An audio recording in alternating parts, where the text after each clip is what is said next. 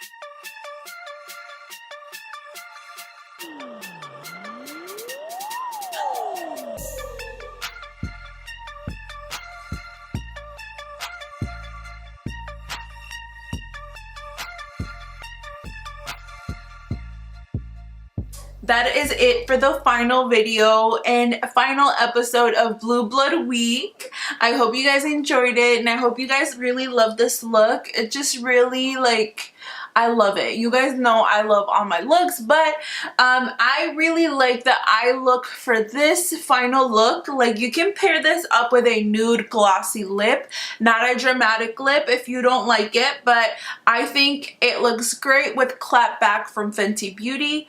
But yes, like as always, you guys, thank you guys so much for watching my videos. If you are not subscribed to my channel and you want to join our family here on YouTube where we create tutorials, we buy a lot of makeup, we talk about makeup. If you just want to see what I create, then go ahead and hit that subscribe and join my family here on YouTube.